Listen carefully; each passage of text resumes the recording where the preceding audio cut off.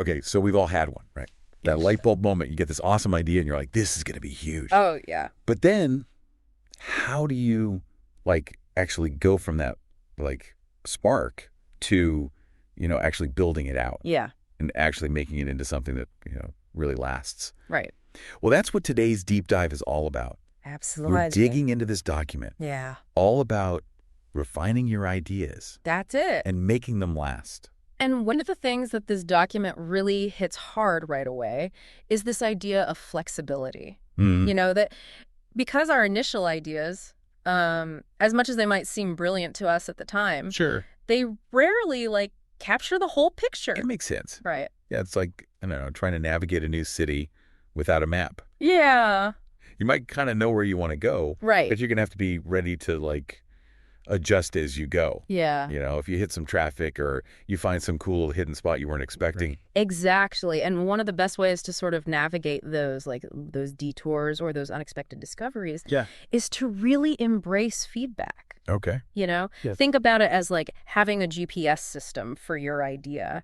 It can help you kind of course correct and make sure that you're, stay on track. Stay on track to reach your destination. And this source goes into some really cool, practical ways to gather feedback. Have you ever heard of A/B testing? I have. Where, you basically present two versions of something like a website design to different groups of people and see which one performs better. I can see how that would be super valuable to get actual data on what people are responding to. Totally. I've definitely had situations where I thought something was brilliant. Oh, yeah. But nobody else got it. Happens all the time. And that's why, getting feedback early and often is so crucial. And they also talk about, using things like surveys to gather feedback from a broader audience, focus groups where you can get more qualitative, in-depth data from people. So it's like a whole toolkit, right? It's a whole toolkit. You got all these different tools for feedback. Yeah. What about once you have all this feedback? Yeah. How do you even make sense of it? Right. Well, the key is to look for patterns. Okay. And try to prioritize the insights that are the most actionable.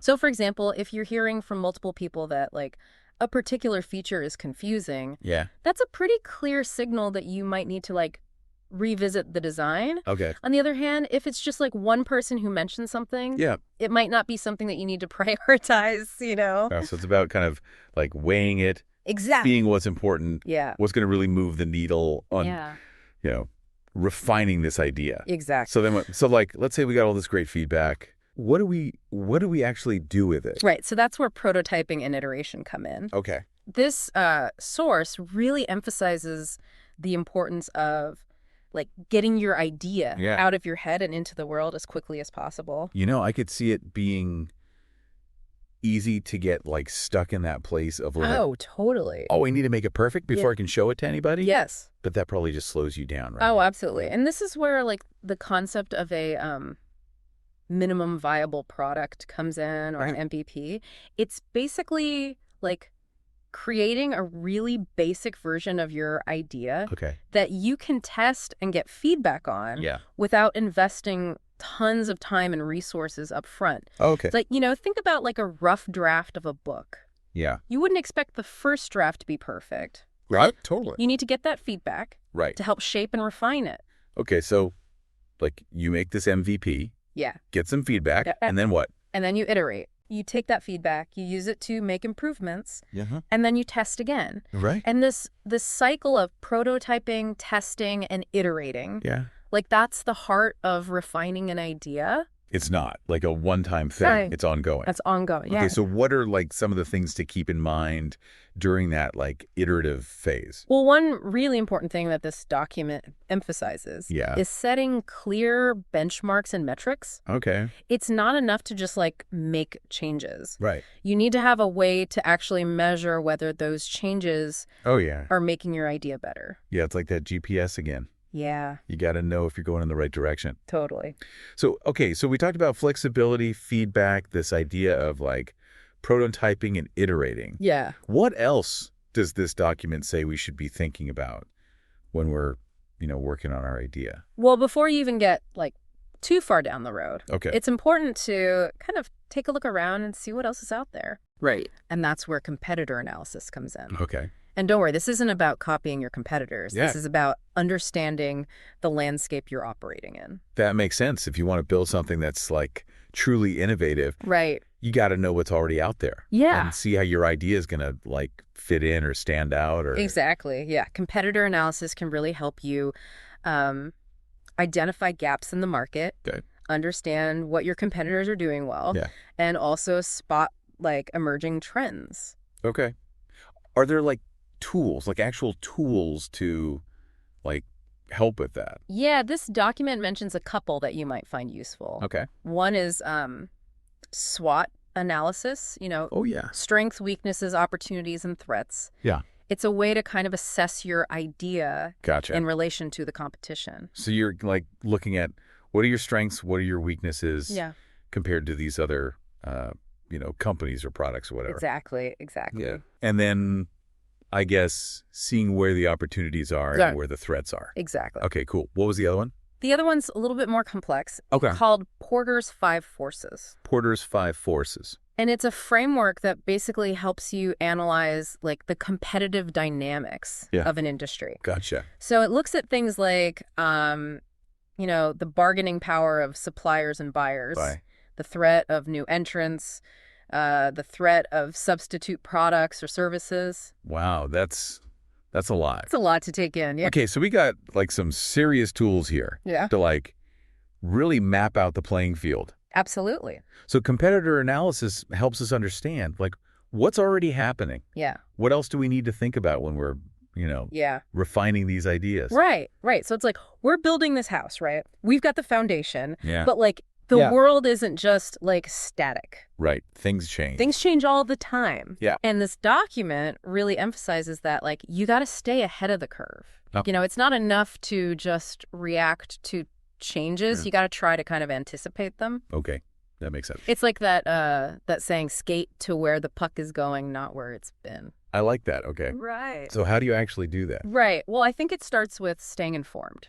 Okay. This source talks about the importance of like studying market analytics, Oh, okay. which is basically like, diving into data about consumer behavior, industry trends, economic indicators. So like not just like your gut feeling, but like Monster guts. actually looking at what's happening Look at the data. in the world. Exactly. Okay. But it's also about looking beyond just the numbers. Okay. They recommend engaging in like what if brainstorming sessions Okay. where you get together with your team and you start kind of exploring different potential scenarios. Like, what if there's a sudden economic downturn? What if a new technology emerges Yeah. that disrupts your industry? It's almost like a fire drill Yes. for your business, Exactly. You're like, okay, if this crazy thing happened, Yeah. how would we respond? Exactly. Okay, cool. So we're like prepared, Prepared. we're flexible, we're getting all this feedback. feedback. What about like goals? Right. Yeah. So as your idea is evolving, Yeah. and as the market's shifting, Right. your goals are probably going to have to evolve too. That makes sense. Right. It's like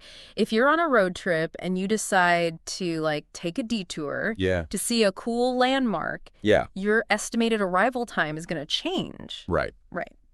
So the document emphasizes the importance of setting SMART goals. Oh, yeah. Smart goals. Specific, measurable, achievable, relevant, time-bound. I remember learning about those Yeah. back in like business school. He's a classic for a reason. But, the source points out that it's not enough to just like Right. set those goals once and then forget about them. Right. As you're hitting milestones and gathering new information, Uh-huh. you need to be willing to revisit your goals. So it's that balance, right? It's a balance. Of like having a plan, Yes. but being willing to Adapt. Yeah. And, speaking of being responsive, something else the source highlights Okay. is the importance of celebrating progress along the way. Oh, yeah. It's so easy to get caught up in the hustle, Oh, yeah. Always on to the next thing. always on to the next thing. Yeah. Yeah. But I think acknowledging those small wins Right. can be a huge motivator. Oh, yeah. When I'm working on something big, I always try to break it down Yeah. into smaller pieces Yeah. so that I can celebrate those wins along the way. Exactly. Helps me stay motivated, keeps me from Yeah. getting overwhelmed. And they actually recommend like documenting your journey. Oh, interesting. It could be as simple as like keeping a journal or using a project management tool. Right. But the key is to have a way to kind of See how far you've come. see how far you've come. Exactly. Yeah, because it's easy to forget. It is. You know, you're so focused on Yeah. like what's next. The next thing. Yeah, and it's like, wait a minute, I've done all this stuff. Yeah. Celebrate those wins. And, you know, I think, too, it's good to remember those challenges Yeah. that you've already overcome. Yeah. Because this is not always an easy process. No, it's not. Yeah. It's going to be setbacks. It's Yeah. going to be moments of doubt. Totally. And I think this document does a really good job of like acknowledging that reality, Yeah. you know? Like setbacks are a natural part of the process. Okay. It's how you respond to them Right. that really matters. So how do we respond? What does this thing say? Well, you know, it kind of goes back to what we were talking about earlier. Yeah. Flexibility, adaptability, you know. When you hit a roadblock, don't panic. Okay. Take a step back, reassess the situation, and see if there's like a different path you can take. It's like that, Yeah. you know, fall 7 times, Yeah. stand up 8 Yes. sort of thing. It's about resilience. Yeah. It's about having that like unwavering belief in your idea, Even when it gets hard. even when it gets hard. Yeah. Because it will, probably. It probably will. It's like anything worth doing. Right. You know? Exactly. You're going to face some challenges along the way. You will. It's just part of it. Part of the process. It's a journey, not a destination. That's such a good point. Right. It's not a one-time process. It's a cycle of continuous improvement. And that's what makes it so exciting. That's what makes it exciting. You're always learning. You're always growing, growing. evolving. Yeah, and you get to, like, see your idea To life. come to life. Yeah. I feel like we've gone through, like, a whole roadmap for, you know, how to take an idea and, like, really make it into something. Mm. If you had to, like, pick one thing Yeah. for our listeners to really, like, take away from this whole conversation, what would it be? You know, I think the biggest takeaway is that refining an idea is a journey that requires both vision and adaptability. You know, it's about having that clear sense of where you want to go, but also being open to like adjusting your course along the way. Like having a compass and a map, Yeah.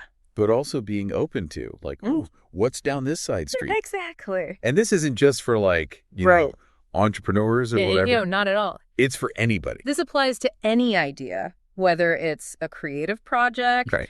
a community initiative, or even a personal goal. So, okay, let's say someone's listening to this. Yeah. And they're like, all right, I'm ready to go. Yeah. I want to refine my idea. Yeah.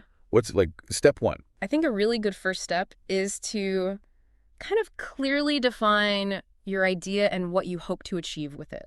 Okay. Like, what problem are you trying to solve? What impact do you want to make? So, like, really lay that foundation. Lay that foundation. Okay, cool. And then, you know, once you have that clear vision, Yeah. you can start gathering feedback, testing your assumptions. Okay, so it's like, Yeah. don't be afraid to, like, experiment and play around. Exactly, because the beauty of this process is that it's iterative, right? Right. You can always go back, make adjustments, and keep refining your idea until it's truly ready to, like, take flight. And that's what I love about this whole conversation. It's like, It's empowering. it's empowering. You don't have to get it perfect on the first try. Exactly. It's about the journey It's about the journey. and, like, enjoying the process. And remember, you don't have to go it alone. Oh, yeah. You know, seek out mentors, connect with other innovators, build a support system that can provide guidance and encouragement along the way. Like having a team of Sherpas, right? Yeah, exactly. They've been there before. They know the terrain. They know the way. They can help you Fine, get to the great. top of that mountain. So to all those listeners out there with brilliant ideas brewing, Yes. remember, refining an idea is a journey, but it's a journey worth taking. Mm-hmm. Embrace the process, be persistent, and don't be afraid to let your ideas soar. That is fantastic. Until next time, keep diving deep and keep those ideas flowing.